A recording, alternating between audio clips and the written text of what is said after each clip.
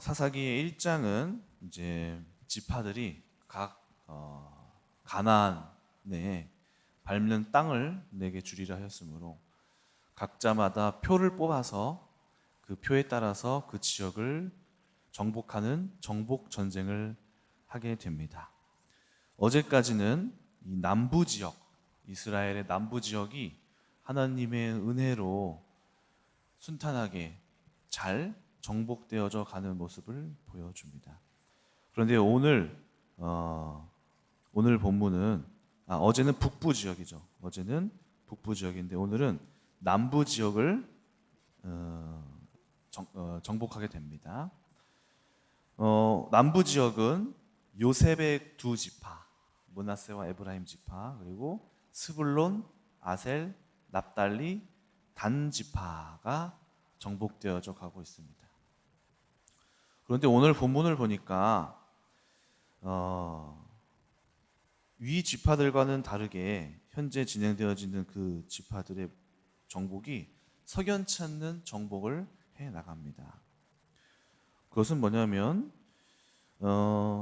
이들이 정복을 하되 가나안에 있는 족속들을 계속해서 남겨두게 되는 것을 보게 됩니다. 가장 먼저는 22절 요셉 가문이 베델을 치러 올라가니 여호와께서 그와 함께 하시니라 라고 되어 있습니다. 여기 본문에서 보시면 어떤 일이 벌어지게 되냐면 요셉 가문이 23절 베델을 정탐하게 됐는데 그 성읍의 이름이 루스라는 곳입니다.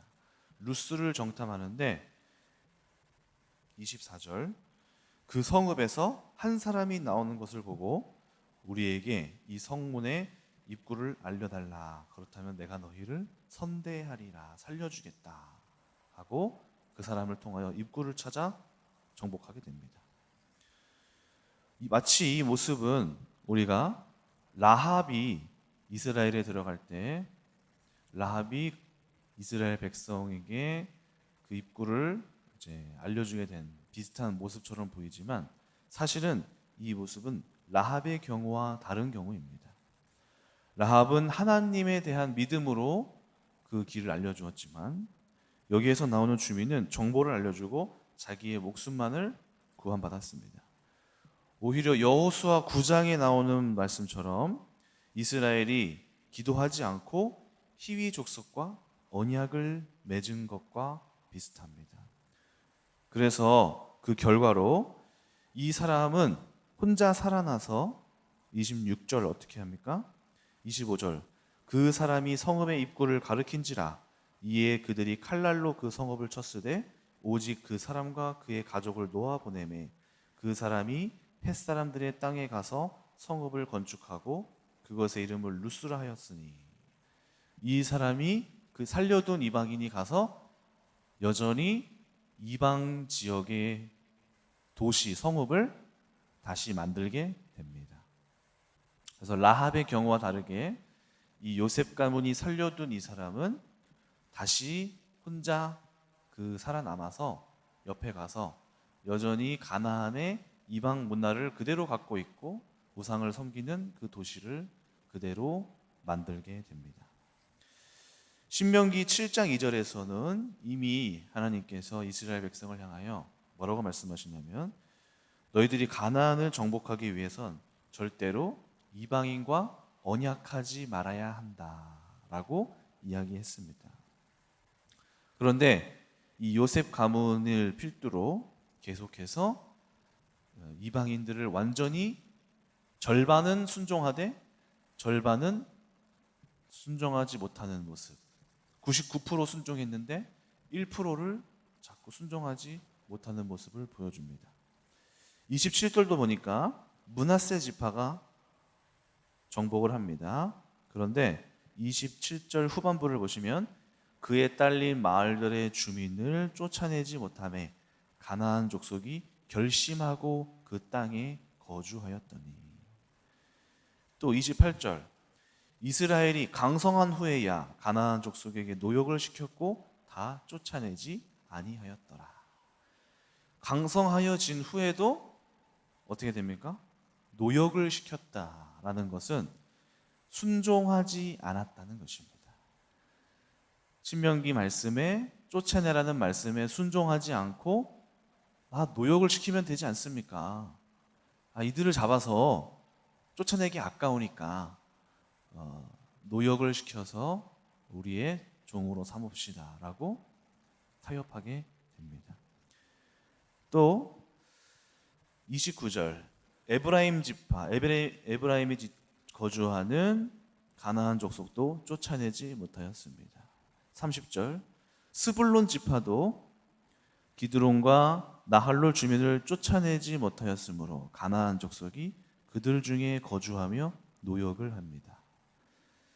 31절 아셀 족속도 쫓아내지 못합니다.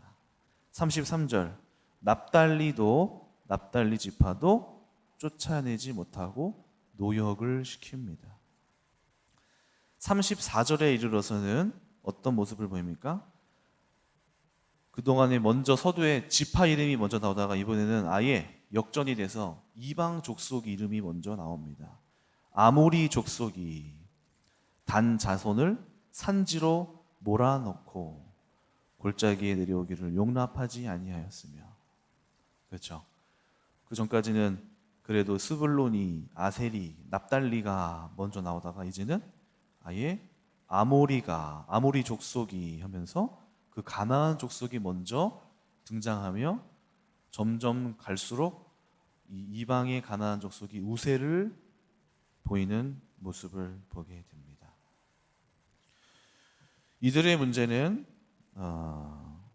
쫓아내지 못하고 또는 쫓아내지 않아서 또는 이들을 노역으로 삼겠다라고 핑계를 삼아서 쫓아내지 않은 하나님께 어떤 모양이든 순종하지 못한 모습을 보게 됩니다.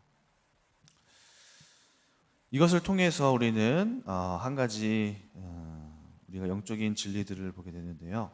그것은 바로 우리 안에 있는 영적인 문제들 또는 이것들을 보면서 어떤 생각을 할까요? 하나님이 분명 주시겠다라고 약속을 했음에도 성취가 되지 않는 이유는 이들이 하나님의 무능해서도 아니고 이들이 약속한 것들을, 언약한 것들 앞에 제대로 순종하지 않았기 때문임을 보게 됩니다. 오늘 우리의 현실로 돌아와서 이 영적인 진리들을 우리 가운데 적용해 보면 갈라디아서 5장 22절에도 보면 하나님의 나라를 유업으로 받지 못하는 상태들이 나옵니다. 투기함, 방탕함, 술취함, 음행함, 많은 사건들이 하나님의 나라를 유업으로 받지 못하게 한다고 합니다. 이 말씀은 불신자들에게 해당되는 말이 아니라 갈라디아서 있는 갈라디아의 교인들에게 하는 말입니다. 그 말은 다시 말하면 우리가 하나님을 믿으면서도 하나님의 나라의 유업을 받지 못하는 삶을 이 땅에서 살 수 있다는 것입니다. 가나안에 있는 사람들이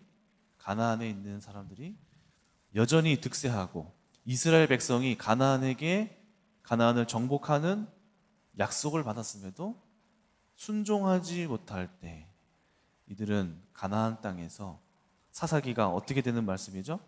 남겨둔 가나안 족속 때문에 끊임없이 고통받고 전쟁이 일어나고 문제가 생깁니다. 이들이 약속을 받아서 성취의 감에 있어서 계속해서 발목을 잡고 이들을 넘어뜨리고 공격하고 쳐들어오고 하게 되는 이유가 하나님께서 완전히 뿌리 뽑아서 내쫓으라고 한 이 문제들을 해결하지 못했기 때문에 이들의 삶 가운데 하나님의 나라가, 하나님의 약속 주신 이 땅을 너희에게 주겠다라고 하신 약속이 절반의 순종으로 인하여 절반만 성취되고 있는 것입니다. 오늘날에도 이러한 일들이 우리 가운데 일어날 수가 있습니다. 제가 이제 좋아하는 어떤 젊은 목사님이 계시는데 참 제가 좋아하고 존경하는 목사님인데 이분이 좀 경제적으로 아주 큰 어려움에 빠지셨다고 어떤 나눔 중에 이야기를 하셨어요. 어떤 일인고 봤더니 지금 현재 상황이 지금 올해만 아마 이사를 서울에서 뭐 3번, 4번 이상 이사를 가고 계시고 현재 자금 상황이 자기가 할 수 있는 모든 금융권에서는 이미 다 대출을 다 받아놨고 더 나아가서 이제 친구들에게 빌렸고 더 나아가서 퇴직금까지 미리 땡겨서 이자만 갚아도 6개월밖에 못 버티는 상황이에요. 6개월 뒤면은 이제 파산 신청을 해서 쫓겨나가 길가에 내앉는 상황이에요. 아니 뭐 목회자가 뭘 하겠다고 그래요. 뭐 그냥 가만히 앉아서 살기만 해도 되는 건데. 근데 지금 이 목사님이 어떤 단체에서 계시는데 그런 상황까지 오셨더라고요. 6개월 뒤면은 자기는 집에서 길거리에 지금 나가게 생겼대요. 아니 무슨 이런 경우가 어디 있어요? 아니 이분이 제가 참 좋아하고 이분 때문에 저도 많이 이제 발전하게 된 그런 참 좋아하는 목사님인데 그런 얘기를 들으니까 당황스럽더라고요. 아니 목사님 뭐 어디 뭐 잘못하셨어요? 근데 제가 가만히 얘기를 이제 들어보니까 이미 제가 결혼하기 전에도 그런 얘기를 하셨는데 3년 전에도 만났을 때에 자기가 지금 집을 이사를 어디를 갔는데 그게 지금 잘못되어서 다시 이사를 돌아왔다. 근데 그 집에 어떤 문제가 계속 있다 하는 얘기를 3, 4년 전에 이미 하셨던 게 기억이 나는 거예요. 근데 그 문제가 지금 해결이 안 돼서 지금 모든 금융권의 대출을 다 받고 친구들한테도 빌리고 자기 퇴직금까지 미리 당겨 받아서 갚아도 6개월밖에 그 집에서 살 수가 없고 그 이후에는 나앉게 생긴 그런 상황이 벌어진 거예요. 그래서 제가 그 얘기를 들으면서 지금 3, 4년 전에도 그런 사건이 계속 그 얘기를 말씀하셨는데 이 문제가 점점 뭔가가 악화가 되었구나. 점점 더 그 문제가 점점 커졌구나. 그래서 어제 이제 같이 말씀 묵상 모임을 하는 중에 계속 자기가 손으로 이렇게 해보려고 하면 할수록 점점 더 일이 커지고 나빠지는 일이 생겼다라고 얘기하시더라고요. 근데 가만히 얘기를 듣는데 어떤 생각이 드냐면은 옛날 같았으면 아유 진짜 왜 그렇게 됐을까? 왜 저러지? 무슨 큰 문제가 생겼네라고 했겠지만은 이제 우리가 영적인 눈이 열리니까 어떤 생각을 하게 되냐면은 지금 저 가정 안에 하나님께서 뭔가 뿌리 뽑기를 원하시는 아주 강력한 하나님께 순종되지 않는 뭔가가 있겠구나 하는 제가 말씀은 이제 안 드렸지만은 어떤 생각이 드는 거예요. 저 가정 안에 하나님 앞에서 굉장히 단단하게 고집 부리고 있는 뭔가가 있구나. 가만히 그냥 제가 유추하건데 어떤 생각이 들었냐면은 그 집안에 대한 얘기를 좀 몇 개 들었어요. 그 이야기는 이제 그 집안에 있는 그 이제 사모님에 대한 얘기인데 그 사모님께서 서울대 교수세요. 서울대 교수인데 월급이 40만 원이에요. 네, 말이 안 되죠. 근데 그래요, 실제로. 알고 봤더니 어떤 시간 강사로서 교수직을 받은 건데 외국인들을 가르치고 있는데 그 사모님의 친아버지가 서울대 교수셨는데 돌아가셨어요. 조금 일찍. 근데 그 서울대학교에서 아주 큰 명예로운 좀 분이셨나 봐요. 묘지도 서울대 안에 안장될 정도로 굉장히 그 서울대 안에서 큰 공을 세우셨나 봐요. 그러다 보니까 이 가정이 그 서울대 안에서 있는 것을 굉장히 자부심을 느끼면서 있더라고요. 그래서 월급을 적게 받더라도 그 서울대 교수라는 직분을 가지고 있는 것에 대해서 40만 원 받더라도 그 일을 하고 있는 거예요. 그래서 제가 참 이상했어요. 그분이 실력도 정말 좋으신 분이고 영어를 너무 잘하시는 분인데 그 교수직 때문에 그냥 그 40만 원을 받고 거기서 계속 일을 하시는 거예요. 이상하네. 3, 4년 전에도 경제적으로 이미 어려운 상황에서도 이런저런 얘기를 하시길래 제가 그 목사님한테 목사님 왜 굳이 서울에 자꾸 사시려고 하세요? 저기 경기도권 가도 집 싼 데 많아요. 절대 그럴 수 없대요. 그 서울대 근처에 살아야 한다는 그 집안, 그 아내 쪽에 바람이 너무 큰 거예요. 또 한 번은 이제 인사를 하러 갔었는데 이 사모님이 분명히 계시다고 들었는데 인사를 또 안 나오시더라고요.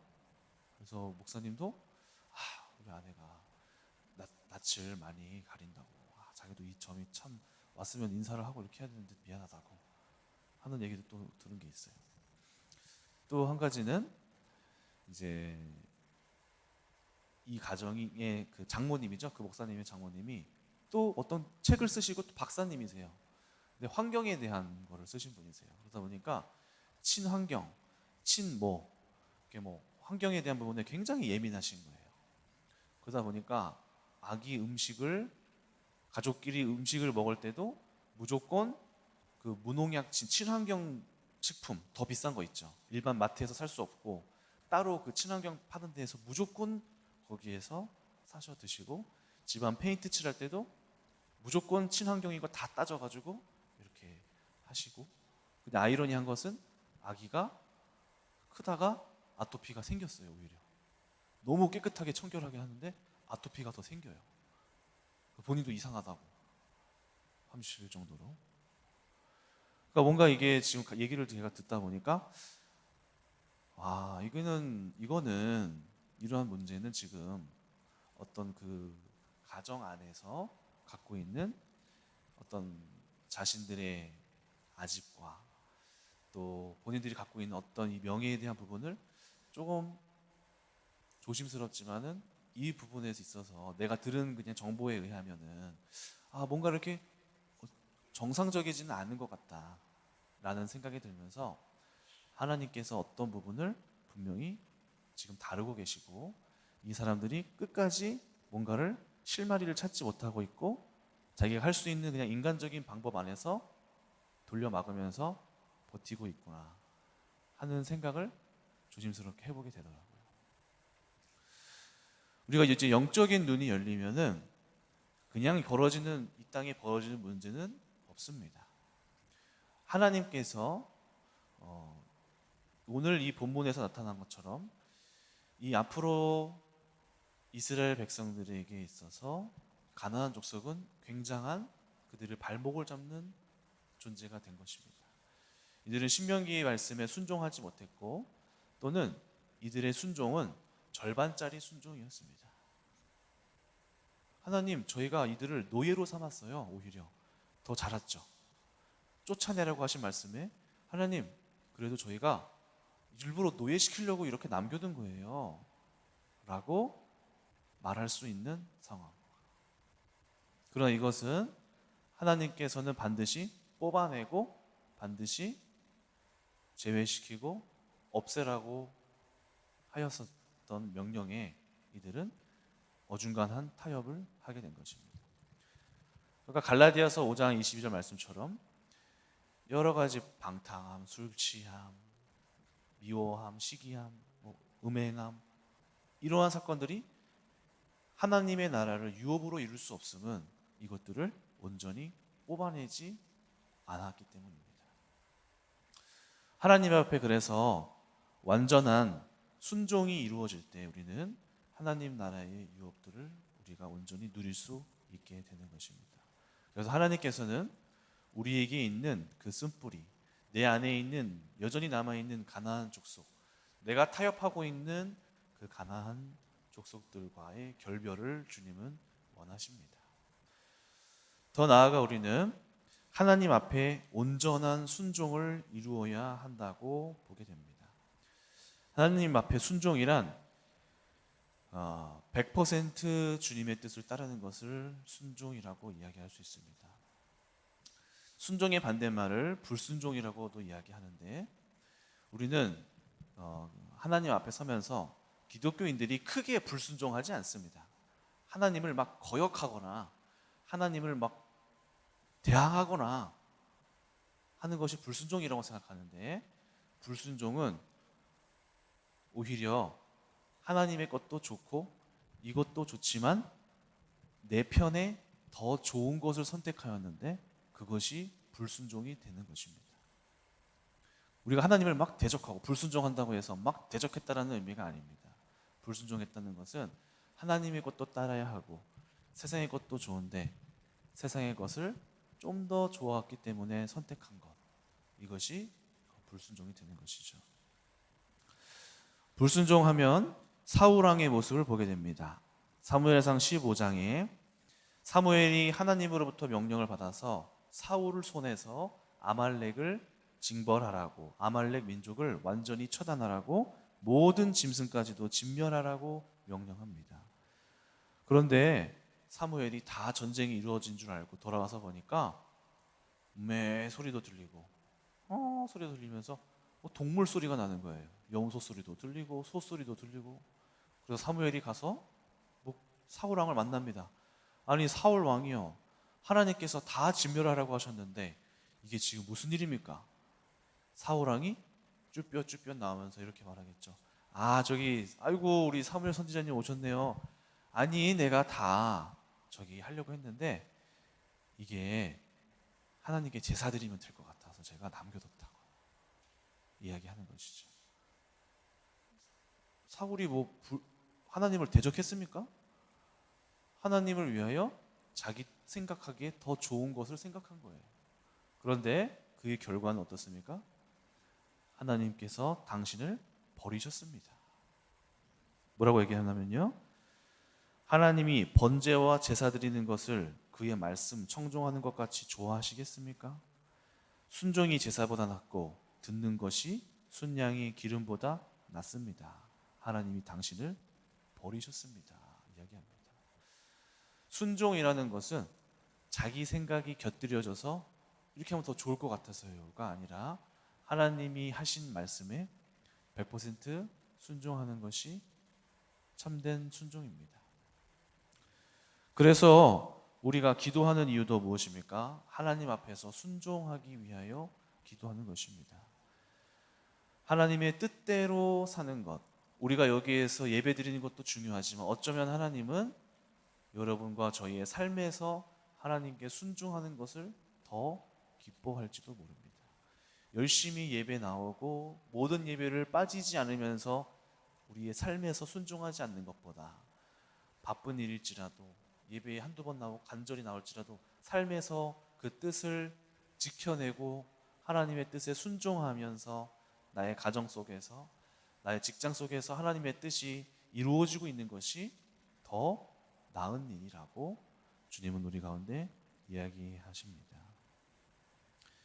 그러므로 우리는 우리 가운데 당신은 불순종하고 있습니다 라는 말에 대하여서 당신이 하나님을 대적했습니다 라고 받아들이지 말고 당신이 하나님의 것과 더 당신이 생각이 들어간 것을 선택할 때에 하나님의 말씀에 100% 순종되지 않았습니다.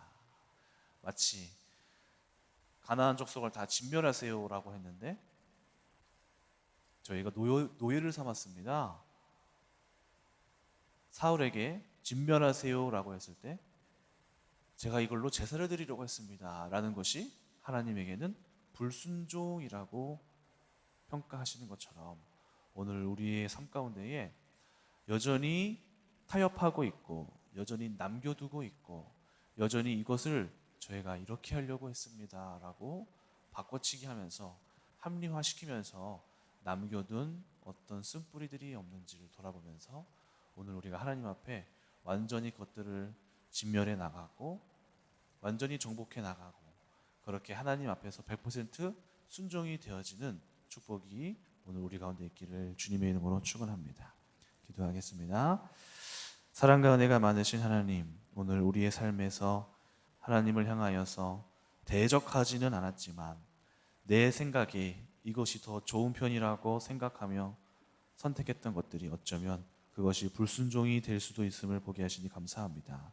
오늘 우리 안에 있는 여전히 남겨진 그 가나안 족속과 같은 사울이 남겨두었던 가축과 같은 타협하고 있고 여전히 남겨두고 있고 합리화시키고 있는 악한 쓴뿌리들이 있다면 이 시간 온전히 깨끗이 정리하고 또 금멸하고 완전히 정복할 수 있는 은혜가 우리 성도님들에게 있게 하여 주시옵소서. 감사드리며 살아계신 예수님의 이름으로 기도드립니다. 아멘.